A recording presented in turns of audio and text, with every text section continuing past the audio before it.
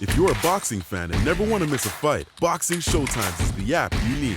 This is a professional boxing schedule in your pocket that keeps you up to date on what's going on in the world of boxing. Download now.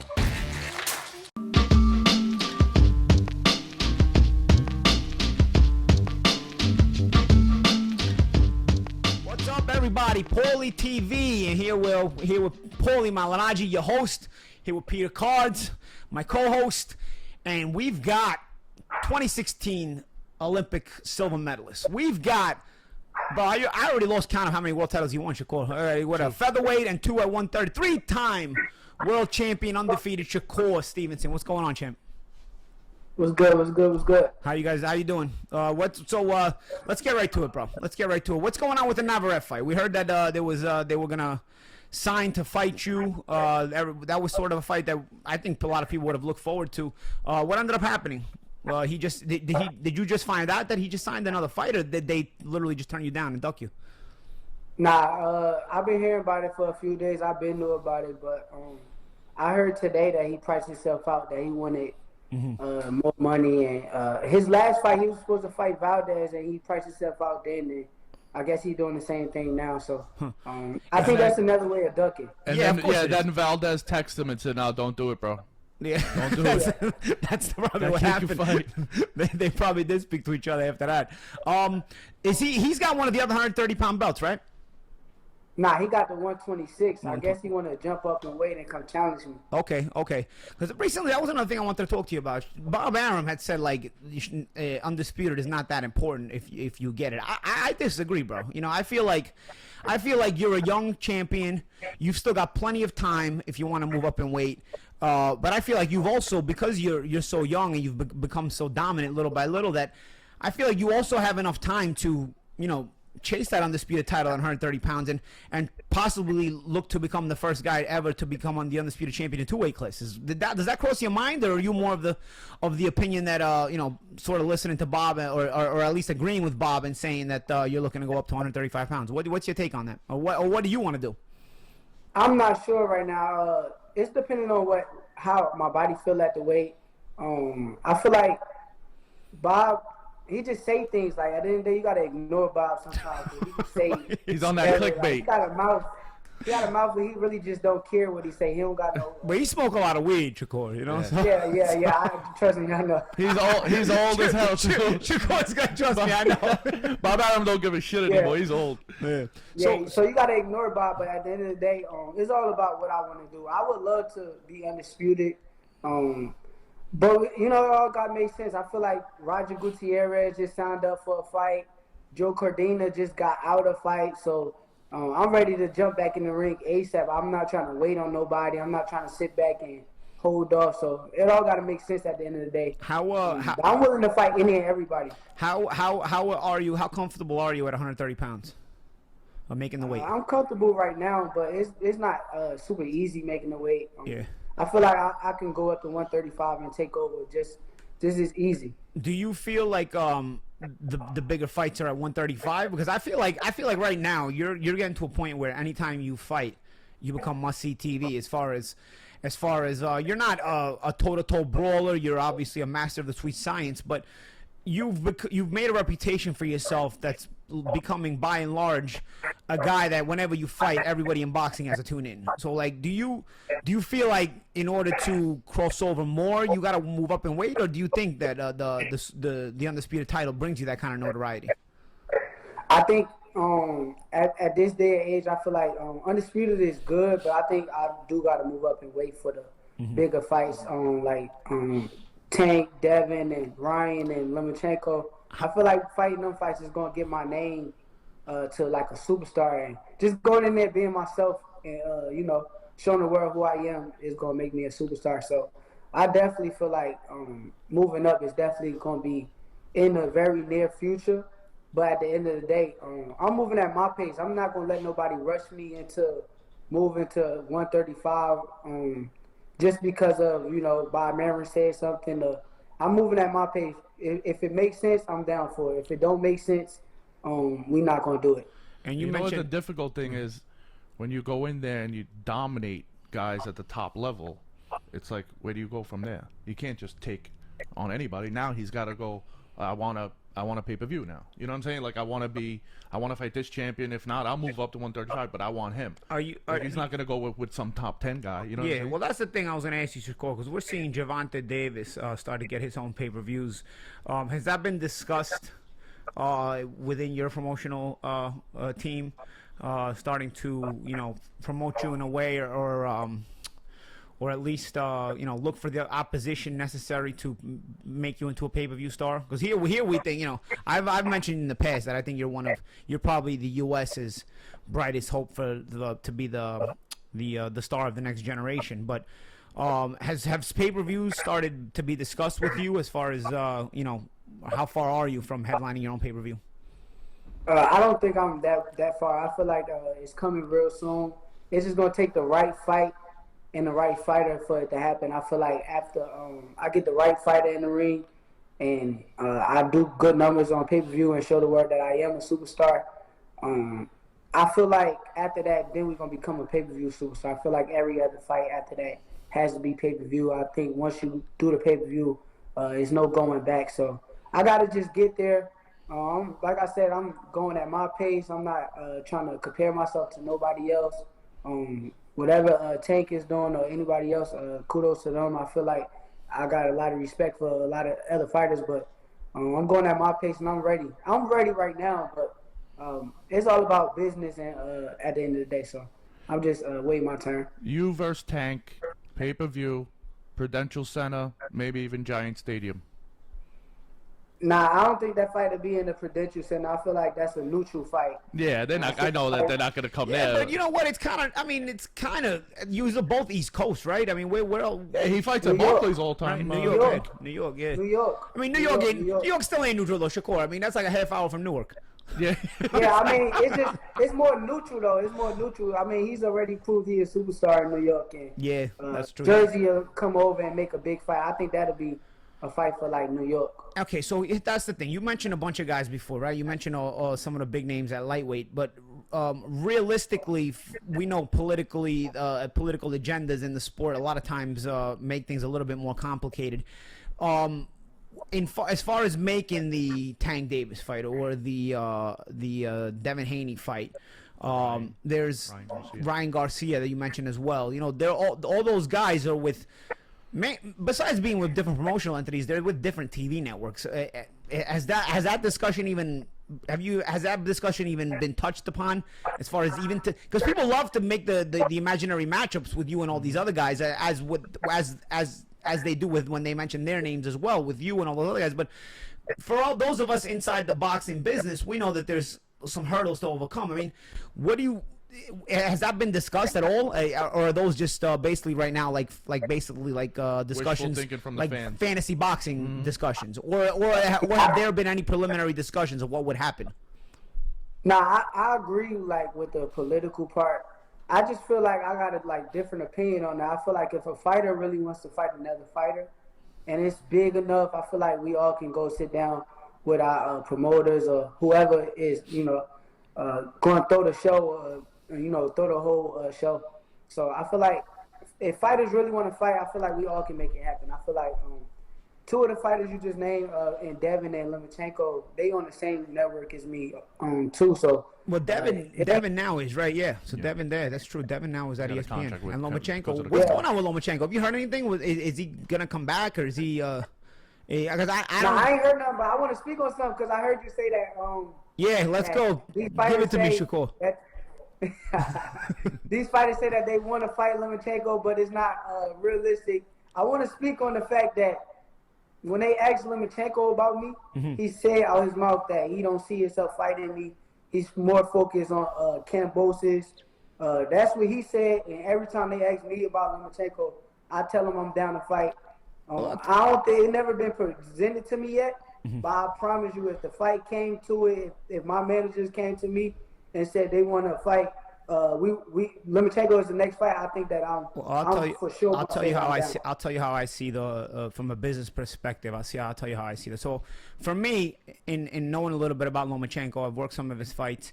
He's got an obsession with the Undisputed title. He wants, so I don't think he was trying to downplay you per se. I think he was just trying to say that he was looking to attack the Undisputed champion because that's his goal. And then really until the war I don't happened, think he was downplaying me either. yeah, I didn't take it as that either, exactly. But I also do think based on the history of the way Top Rank moves their fighters, and you are the young champion up and coming, and he's getting a little up there in age. I do see and Top Rank has been the best at this. That's why they've probably been the #1 promoter, despite there being some other good promoters. Top Rank has been around for a long time for a reason. So what I've noticed from Top Rank, they kind of time it. They know how to time it just right. They've got a mastery at this, where basically their old superstar, they will not allow their old superstar to get overtaken by a superstar from another promotional entity. They'll make sure that their new superstar graduates into family. superstardom by overtaking their former superstar. So I do think I do see the Lomachenko fight coming your way eventually, but I think the moment they offer it to you is also the moment that they see that Lomachenko is ready to be taken over by you. You know what I'm saying? Like I don't. Yeah, but I'm letting you know. Oh no, I know you're a competitor. I know you would take it today. Offer to me tomorrow. Yeah, no, as a competitor, I know you would. I know. I can see the way. I can see the way you. I can see the way you behave just in general. You know, you want all the smoke from all the fighters, and somebody at your age with your ability is supposed to think that way. But the guys outside the ring, they also are what's the word I'm looking for? They're privy to making champions and making stars. And over at Top Rank, I've never been with Top Rank, honestly, so I'm not blowing smoke up there as just as a favor to them, because I've never even been signed to them. But it's my observations in my decades in boxing that Top Rank has sort of always been the best at creating the stars. They while the stars eventually do leave them, they are responsible for creating Oscar De La Hoya, Miguel Cotto, Floyd Mayweather, and so on and so forth. You know, they sort of built, and then Terrence Crawford as well, and then these guys do leave them and kind of branch off on their own because they become bigger than any promoter. But so I think that they're eyeing you as that guy, and you have the talent, and you have the charisma, and you have the kind of the package to become that kind of star, especially from the U.S. market. But I also see that they time it right. So I'll tell you this: when they offer you the Lomachenko fight, and I think eventually they will, I think it'll be when they deem him ready to be taken. And I think if that happens, if you get offered that fight right now, then you know what? Then they deem him ready to be taken now. But I'll tell you what, I think they were looking at Teofimo Lopez as that guy, and then Teofimo Lopez shot himself in the foot by getting beat by Cambosos, because I think I see that, you know, when they signed the Lomachenko fight with Lopez, I was speaking to some of the matchmakers over there, and I got the sense that they felt like Lopez was going to beat him. You know what I mean? Like I felt so I feel like they were looking at him to overtake him, and because he got knocked off by Cambosos. I disagree on that one. Go ahead. I think that they thought Lomachenko was going to win. I feel that. I agree with you. Surprised them. Yeah. Okay. All right. Because I'll tell you what. I remember my girl was Ukrainian, so she was a big Lomachenko fan, and she was saying that you know, she was a big fan, and we went to the Vosnik bitter beer fight. I remember a couple years ago, and that was when they were just starting to talk about you know, Lopez was making his big name, and he was starting to move in. And I remember I talked to him already the day of the Lomachenko and Lopez fight, and I was, you know, we were basically discussing the fight and whatnot, and he kind of gave me the sense, like, I don't get the feeling like this guy feels like Lomachenko's the guy to win tonight. You know what I'm saying? Like, he gave me that sense, and then obviously, you know, I wasn't sure who was gonna win, but I did pick Lomachenko to overcome the weight disadvantage, but Lopez ended up beating him. But I'll tell you what, I do think now Lomachenko being at 34, 35 years old, and I think all the signs point to you being the guy. You know what I'm saying? Like, you being the guy that they're gonna point to as far as the next guy that they want to create into the star. Obviously, for you to be chosen as the heir to the throne, you obviously bring a certain amount of talent, promotability, charisma to the table. You know, they don't just pick their guy just randomly. You know what I'm saying? They see who the total package is. But again, I feel like when they're going to be offered that fight, I feel like it's going to be the moment that they deem it's time to overtake Lomachenko. You know what I'm saying? I don't think they'll offer you two before that. You know what I mean? So I don't know. But you might feel like you might beat him right now. I'm not saying, Shakur, I'm not saying that you don't feel like you're gonna beat him right now. But I'm saying I know I'll beat him right now.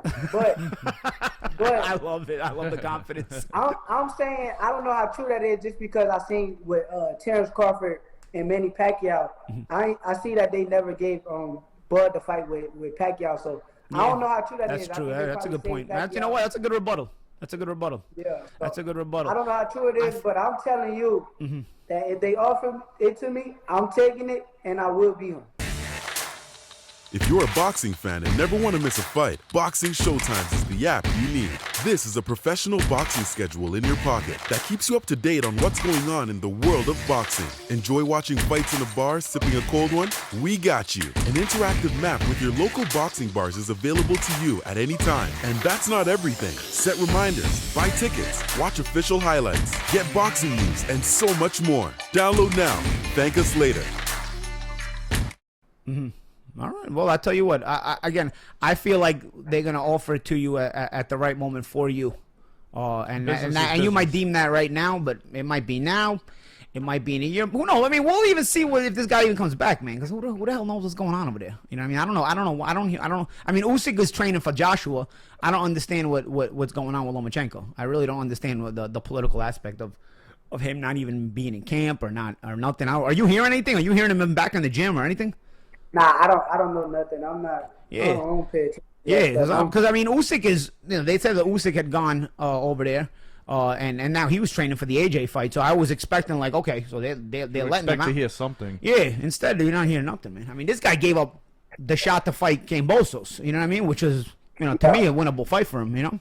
But it was what it was, Okay, what about you obviously, you and Devin Haney, I saw a picture that you were together from when you were kids in the amateurs. Are you guys friends? Are you guys close? Have you guys ever fought in the amateurs? Nah, we never fought in the amateurs. It's weird, like, he was always one weight class higher than me. Okay. Every tournament we went to, I'll be 114, he'll be 119, or I'll be 123, he'll be 132. And now we pro. I'm 130, he 135, so that's funny, yeah. we always. And what's gonna happen? You're gonna go to 35. He's gonna go to 40, bro. Yeah, I know, because he's getting bigger now. Like, yeah, because I feel like he's a big kid. He has wide shoulders, and these guys with wide shoulders typically can fill out a little. I usually in my experience notice guys with wider shoulders sort of go through a lot more weight classes. So I feel like he's not gonna be at 135 for much longer. But I do feel like eventually you could cross paths though. Maybe not even at 35, maybe at 40, maybe even 47. I don't know. Where do you see yourself topping out as far as weight class is concerned? Either 140 or 147. I think that, like, skillfully, I'm so good. I feel like I can box with the 147 pounds. Like, you gotta realize, like, in the gym, like, you know what you're doing in the gym. You know what happens when you're sparring. Like, all the competition you're in the ring with, and I spar dudes like Terrence Crawford, or I spar big fighters in the gym. Regis Prograde, me and Regis do rounds, like, so I spar these big fighters in the gym, and I know how good I am skillfully, where I know I can go up to 147 pounds, even if that's not my weight class, even if I am small for the weight class. I'm skillfully so good where I can compete with anybody. I feel like when a guy is skilled enough, he can deal with bigger guys, but it's just not always from a consistent point of view, because sometimes guys are so physical. Like we saw with the Pacquiao and Horn fight. I know some people think Pacquiao won, but I felt like Horn was throwing him all over the place. I felt like Horn won too. Yeah, I felt like Horn won too, because I felt like Horn was throwing him all over the place. So I felt like Pacquiao was the more skilled guy, but the physicality of the bigger guy sometimes allows him not to even be as good as a smaller guy and still get the win. You know what I mean? But Terrence... Yeah, but it's some exceptions for certain people. And I'm telling you, for me, it's an exception. Like, if you watch Floyd with Canelo or Floyd with Cotto and all them bigger guys, he go in there and, special talents know how to... They skills going to rise to the occasion when it comes to that. So at the end of the day, I feel like with me, it's an exception. I done been in the ring with these big guys in the gym. I know sparring and fighting is two different things, but to me, it always feel like the same thing. Like when I spar, I feel like I'm fighting. No, I agree with you. I agree with you. You were the same way. I anybody who's done this for a living knows that you gain your confidence from sparring, and you sense the amount of. It's also the amount of physical strength you have too, because guys, what I notice, like as far as the bigger weight classes are concerned, yes, they hit a little harder, because you're dealing. But it's the physical strength. So if you feel your physical man strength, it can deal with bigger guys in the clinches and control them in the clinches, then your skills on the outside are going to speak for themselves in those fights. You know what I mean? Because they're not going to be able to bully you on the inside. And that's what I was getting at before. That's what I tell you to do. Go ask somebody who ever sparred me. Go like ask, some of the champions like Regis or like, and I don't mean no disrespect. That's my guy. No. But ask them and see what they say about me. They're not just saying it because of what they see on fight night. They saying it because what they done seen in the gym when I'm sparring against them or going against other competitors, and they see how good I am. So you see them talk about me highly just because of the fact that in the gym, they see like how good I am. They see that I can go from weight class to weight class and know how special I am. So I don't doubt that. Also real recognize real. And one thing I realized, I mean, he's obviously still young, but when you have no injuries, like that's the most important thing. You can stay healthy as a rhythm fighter, as a boxer. You're in camp, you fight, take a few days, stay with the family, whatever, and then you're back in camp. You just stay sharp and you're on your A game constantly. If you don't have to sit out for 4 months for an injury or cuts and this and that, like this kid he's never gonna leave the gym because he wants to beat everybody. And that's what I was gonna ask you, Shakur. I feel like once a fighter falls out of love with boxing, he takes longer layoffs, and that's when he stops getting better. And I get the sense from you right now that boxing is still your passion. It's what you love. Oh, yeah. And as long as it stays that way, you're going to continue to get better because you're not even in your physical prime yet. So you in arriving to your physical prime, you're going to continue to get better and better as long as boxing stays in as your first love. Yeah, but as you become more famous, there's a lot of other pitfalls that start to take away, have the potential to become a bigger love to you than boxing. So just be careful, because we look forward to watching you through the years, bro. I've been watching you, since you've been a prospect through the Olympics and all that. And we watched his debut together. Yeah, we feel like you're gonna be the guy, the next generation American star. Real quick, at the end of the day, where do you see yourself when it's all said and done? How are people gonna remember Shakur Stevenson?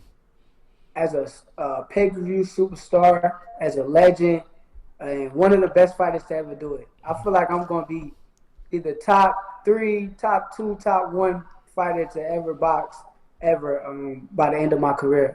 Like you said, like I love boxing. I just left the gym right before I came and did doing this interview. So awesome. I'm in love with the sport. I can't be far away from the gym. I feel bad when I'm away from the gym. Like, I don't feel right. I go in the gym and spar somebody and be like, oh, nah, I don't like how I feel it. And when you're as talented as you and you give your love and devotion to boxing, I work with Juan Manuel Marquez on another podcast. He says boxing is a jealous mistress, and if you cheat on it, if you don't make it priority, it'll make you pay. But when you make it priority, sky's the limit. And so with a guy with your talent, we look forward to watching the road to you chasing these goals that you just described. Champ, thanks for taking the time today. Thanks for coming on Paulie TV. And again, we look forward to watching you in the future. And I know you will eventually get Lomachenko. You're in the same stable. You're in and around the same weight classes. And I think you are on a collision course there. And I believe that when you get that fight, that's going to be your ticket to pay-per-view stardom. Look forward to seeing more of you, champ. All right, keep up what you're doing, and we'll look forward to seeing you again in the future. Take care. Thank you. I love the confidence. And that was, it's yeah, great. man.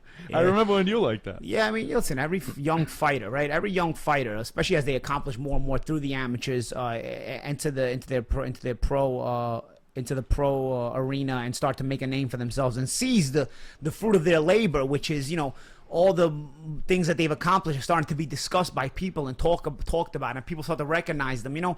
You automatically gain that confidence. It's almost like an ignorance is bliss, where you feel like you're always going to be on top, but at the same time, you need that. You can't succeed. You cannot achieve the best of where you're going unless you believe that no one can stop you. And like honestly, when you're that good, he might be right. You know what I mean? Right now, we're going to find out. I mean, for sure, 130, nobody's touching him. He's at the point where he doesn't lose rounds at all. It's not about like, oh, so this guy might beat him. Valdez look like a sparring it was a joke. Yeah. It was crazy. Yeah. But like, think about when you were like a little older than him, you were coming up. if you didn't have hand injuries, no one had to force you to go to the gym. You loved it. Yeah. You You know need that exactly passion. what Yep. he's talking Yep. about. That's why I asked him, because you need that passion, because there's also things, girls and nightclubs and I don't even know what today's generation does through social media and whatnot. People borrowing money. Yeah, people borrowing money. Yeah, all these kinds of distractions that Borrowing your car and crashing it. start to come your way. You know what I mean? So it's like you if you prioritize boxing and you have the talent this kid has, I think we're gonna see a lot more of him in the coming years. And he's young, fun to watch. So it's gonna be there for a while. So we hope you enjoyed the interview with Shakur Stevenson. We're gonna see a lot more of him. Hopefully we'll get him back on in the future soon. This is Paulie Malignaggi with Peter Cards. Like, comment, subscribe, and I'll see you next time on Paulie TV.